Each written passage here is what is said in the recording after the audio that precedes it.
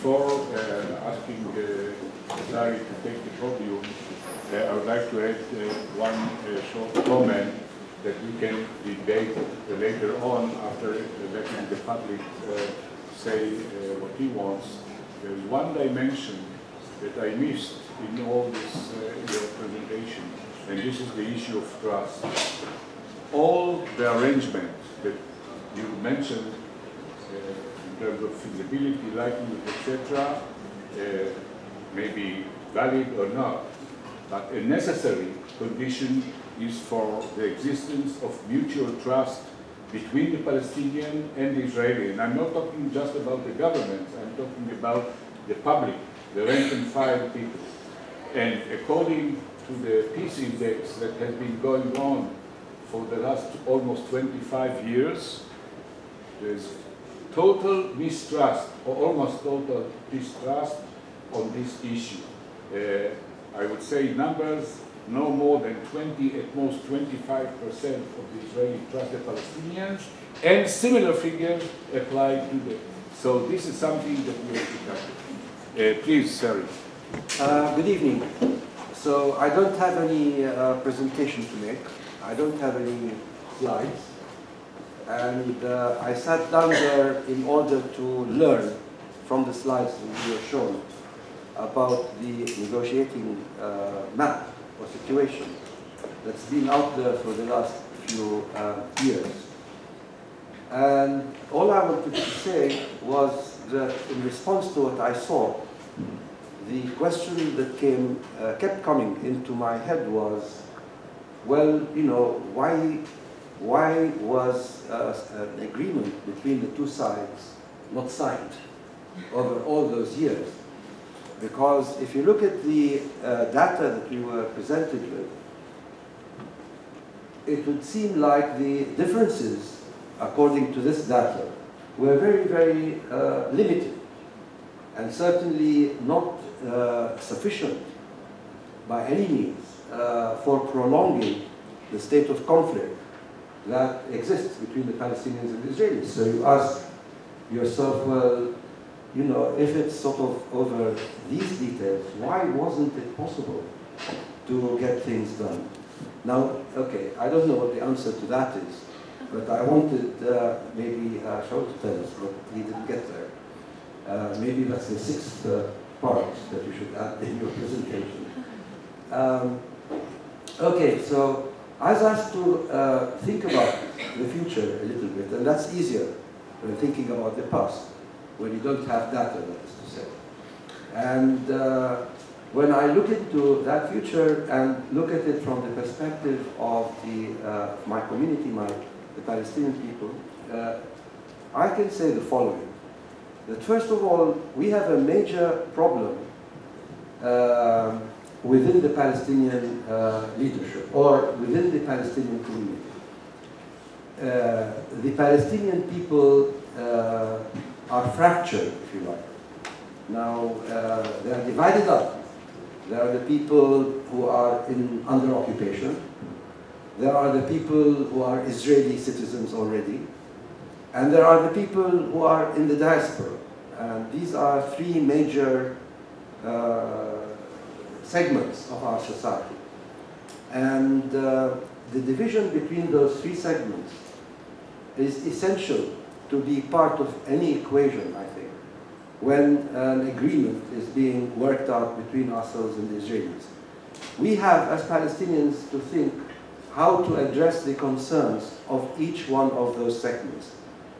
In other words, we as a Palestinian party to the conflict do not look upon ourselves, and we would be wrong to look upon ourselves or to consider ourselves to be only the people under occupation.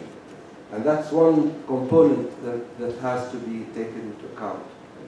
The second one is the second fracture is the one that you all know about, within the occupied territories, the West Bank and Gaza.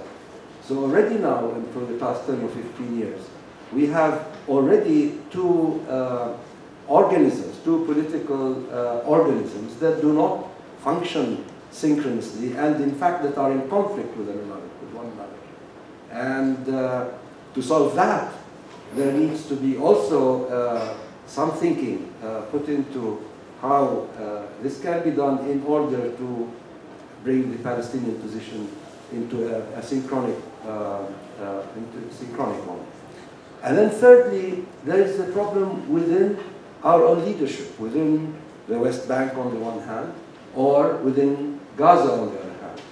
Because the people are not in general, whether they are in Gaza or in the West Bank, necessarily supportive of their respective leaderships.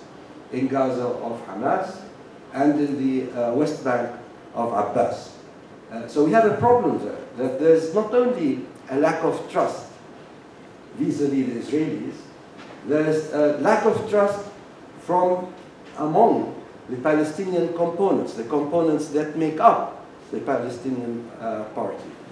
Mistrust, if you like, or lack of trust between the Israeli Palestinians and the Palestinians under occupation, and the Palestinians abroad, mistrust between the Palestinians in the West Bank and those in Gaza, mistrust between the people under occupation in the West Bank or in Gaza in their respective leaderships. Now, I think that maybe we have not really taken all of those areas into account in the past years through the negotiations, thereby making us on the Palestinian side, maybe, but I will defer to Shaul to let us know, less, maybe, what's the word, less willing to take steps forward, take risks maybe, where the taking of such a risk might have in fact had a return value which is of far more significance. It is quite possible, and it's something to take into account. Okay, now, having said this, I also want to say that recently, as you have heard, and as we started out with Epi telling us, we have a situation where the negotiating leadership on our side, that's to say Abbas, has basically stood up and said, we no longer want to negotiate directly with the Israeli side. He did not say he does not want to negotiate, but he basically said, I'm fed up with negotiating with the Israelis. And he said, I'm fed up negotiating under the supervision of the United States. That if the negotiations are to be resumed, they have to be resumed in a different framework. They have to be resumed in the context of, I don't know, some kind of international conference. In other words, he is beginning to use language that the Palestinian diplomatic discourse used many, many years ago, before the negotiations, before Oslo began. Now, what does this tell me? It tells me that there seems to be a major shift, a roundabout turn in attitude towards reaching or coming to an agreement with the Israeli side. Why is he doing this? He is doing this because he feels that he cannot, after all, bring about whatever it is that he had as a vision for the two-state solution, in spite of all the bits and pieces that we saw laid before us just now, and which I described before as being somehow insignificant if you compare them with the weight, with the sheer weight of the pain that is already suffered and can still be suffered in the future by people on both sides if a solution is not reached. Now, what do I actually see as a result of what is happening now? I think that on the Palestinian side, there's going to be more fracture. I don't see that within the occupied territory, in the West Bank at least, that there will be, in fact, everybody or most people that I've heard speaking about the subject assume that there will be a vacuum in political power within the next maybe few months, 8 months, 9 months. Similarly, they assume that there will be, therefore, a clash between people that are in control within the West Bank, some of the people that are in charge of the security within the West Bank are closely associated with the Israeli side, but also with the American side, which does not speak well for the future of us, the Palestinian people in the occupied territories, and the same on the Israeli side. So unless a miracle happens, or unless something very different happens, I don't actually see us advancing towards negotiated settlement in the near future. And while it is mathematically possible to imagine that a two-state settlement of one kind or another is still possible even further down the line by some means or another, in some framework or another, maybe 10, 15, 20 years from now, a different kind of omelette, if you like. You have to think of different maps. Maybe one should never discount the possibility mathematically.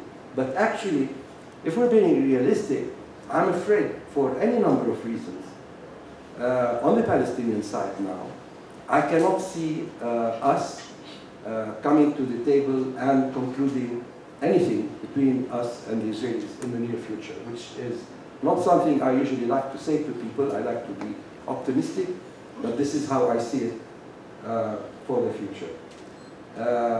Many Palestinians are saying now, so if not this, what else? Different ideas are being brought up. But on the whole, what we are faced with is a situation of confrontation with Israel, not a situation where we are trying, us and the Israelis, to work out how to solve problems with one another.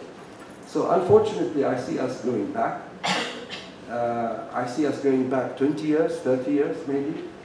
And I see us, as we do that, having more and more difficulties to contend with when we finally come back to our senses on both sides and make peace between us. All I can hope for is that as many sane people remain around to make peace between us as is possible. I know that listening to the presentation, there's sane people on the Israeli side, if you don't mind me saying that, and I think I've heard sane people on the Palestinian side, but I don't think that we are ruled or governed by sanity in this part of the world, and I don't think you should expect us to be so ruled for some time to come. That's all I want to say. Thank you.